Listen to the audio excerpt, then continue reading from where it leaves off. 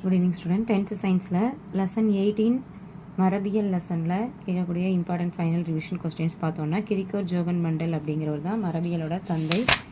அடுத்தது மரபியல் பண்புகளில் அவர் பட்டாணி செடியை ஏன் தேர்ந்தெடுத்தார் அப்படிங்கிறதுக்கான கொஸ்டின்ஸ் கேட்கலாம்.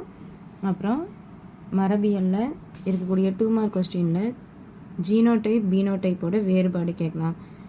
வெளித்தோற்றத்தை பற்றி விளக்கக்கூடியது புறத்தோற்றத்தோட அமைப்பை பற்றி சொல்கிறது தான் பீனோடைப். அதோட ரேஷியோ 3:1. ஜீனாக்க பண்பு அப்படின்னா ஜீனோடைப் அப்படி தாவரங்களோட ஜீனாக்கம் தான் ஜீனோடைப்னு சொல்கிறோம்.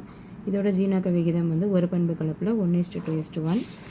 அப்புறம் இரு பண்பு கலப்பை பற்றி கொஸ்டின்ஸ் கேட்டாங்க அப்படின்னா அதை எழுதி அந்த பாக்ஸ் வந்து எழுதியிருக்கணும். அடுத்தது மெண்டலின் விதிகள் வந்து ஓங்கு திண்மை விதி, தனித்து பிரித்தல் விதி, சார்பின்றி ஒதுங்குதல் விதி கேட்கலாம்.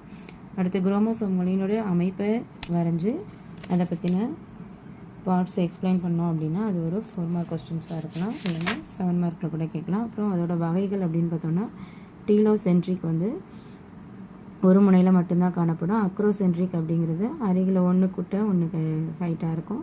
அப்புறம் சப் மெட்டாசென்ட்ரிக்னா ஜே இல்லைனா எல் ஷேப்பில் இருக்கும். மெட்டாசென்ட்ரிக்னா வி ஷேப்பில் இருக்கக்கூடியது. அடுத்தது கேரியாட்டிக் கொஸ்டின்ஸ் கேட்கலாம். அப்புறம் டிஎன்ஏவோட அமைப்பு அதோட படம் வரைஞ்சி அதை எக்ஸ்பிளைன் பண்ணுறது தான் டிஎன்ஏவோட அமைப்பு.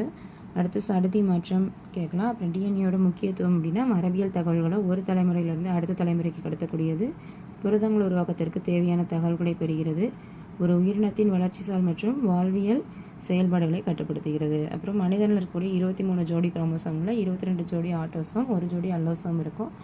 இதுதான் நம்ம வந்து பாலினா குரோமோசோம். XX அப்படிங்கிறது பெண் குரோமோசோம், XY அப்படிங்கிறது ஆண் குரோமோசோம். குழந்தையின் பாலினத்தை தீர்மானிக்கக்கூடியது பெண்ணின குரோமோசோம்.